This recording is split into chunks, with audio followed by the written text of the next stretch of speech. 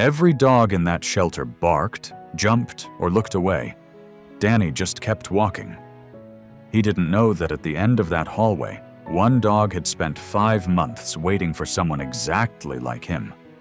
Nobody really talks about what it's like to raise a deaf child in a hearing world. The paperwork alone could bury you. Audiologists, speech therapists, and IEP meetings every few months, where people use words like intervention and outcomes as if your kid is a project that needs fixing. Danny Marsh's parents had been through all of it. His mother, Carol, kept a thick manila folder on the kitchen counter that she called, without any humor whatsoever, the binder. His father, Kevin, had taken a second job for a while to cover what insurance wouldn't touch. Danny was 8 years old and had been deaf since birth, though not profoundly, not completely. He had about 40% hearing in his left ear, enough to catch low tones, sometimes music with a heavy bass line, and the rumble of a truck going past on the street outside. But language, the way most people used it, conversation, classroom instruction, someone calling his name from across a parking lot that was mostly gone.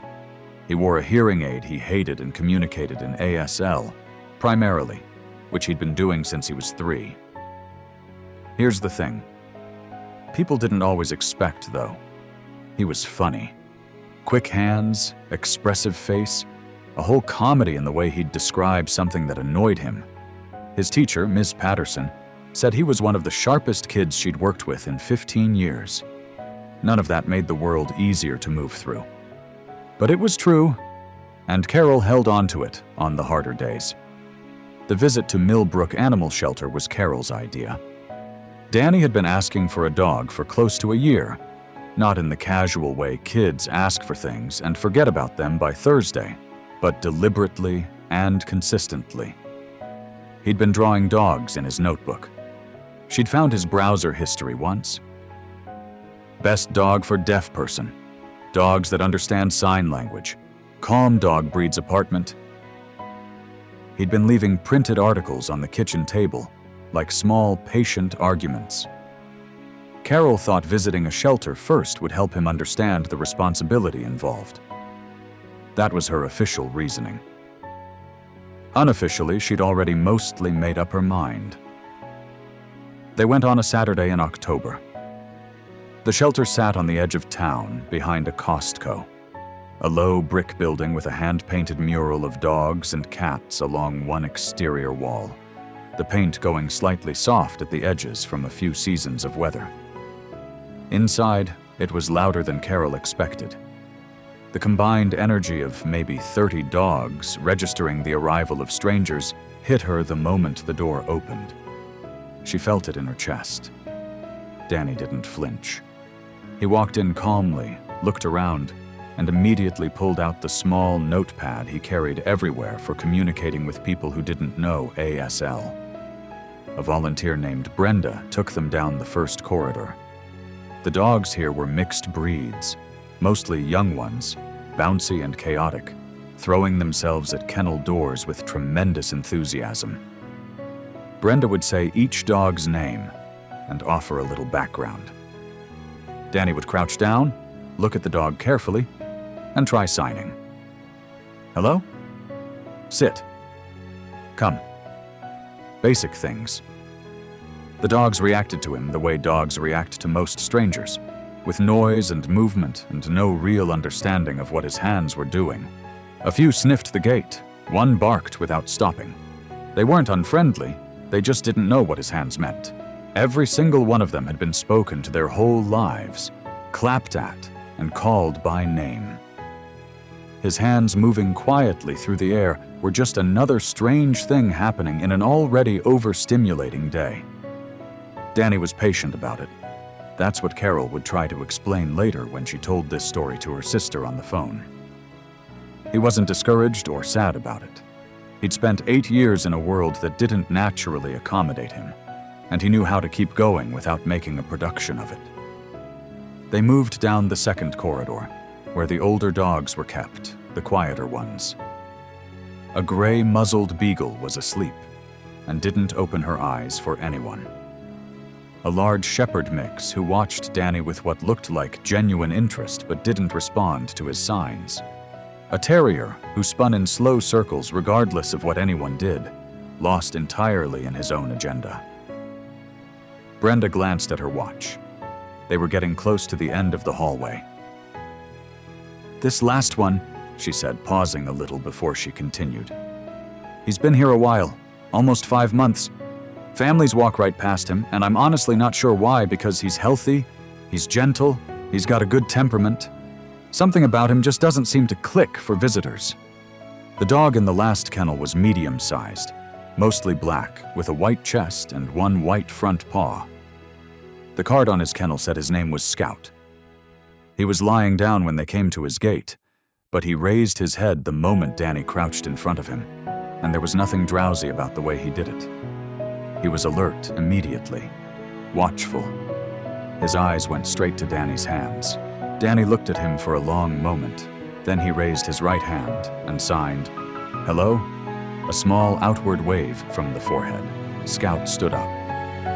He walked directly to the gate and sat down in front of Danny without being asked. His eyes stayed fixed on Danny's hands like they were the only thing in the building worth paying attention to. Danny signed "Sit" again, more slowly, even though Scout was already sitting. Scout held perfectly still. Brenda said, "Oh," very quietly, almost to herself. Danny signed "Paw." Scout lifted his right paw and pressed it flat and steady against the kennel door.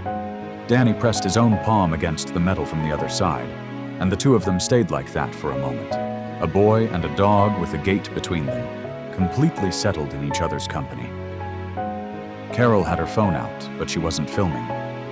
She was just standing there with her hand pressed against her sternum, watching her son have a conversation through a metal gate with an animal who understood every word.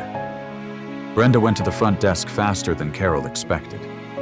She came back with the shelter director, a heavyset man named Gerald, who had a ring of keys on his belt and reading glasses pushed up on his forehead. He pulled Scout's intake folder and stood right there in the hallway, reading through it. He looked up after a minute. Scout was surrendered by a family over in Denton. The original owner, the man who actually trained him from a puppy, was Walter Finch. Retired schoolteacher, he was deaf. Gerald looked back at the file. It says here Scout was trained entirely using signed commands.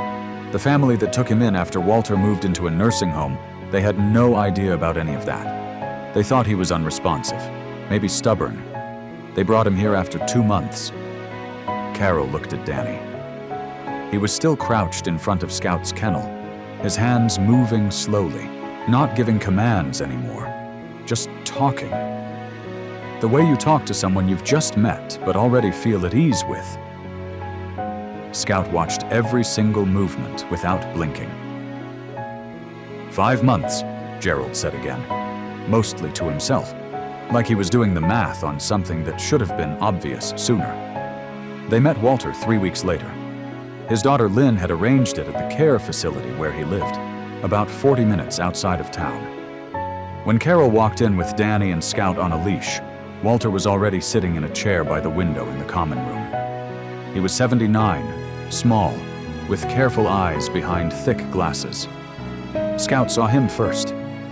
He didn't bark or pull at the leash. He just walked steadily across the room and put his head in Walter's lap. And Walter's hands came down and held Scout's face gently, and neither of them moved for a long time. Danny stood back and watched all of it. Then he walked over slowly and tapped Walter's arm. Walter looked up with wet eyes and a composed face. Danny signed carefully. "He is a good dog. Thank you for teaching him." Walter looked at Danny's hands for a moment, then signed back, a little rusty but perfectly clear. He was waiting. I think he found the right person. Lynn was crying in the corner and pretending very hard that she wasn't.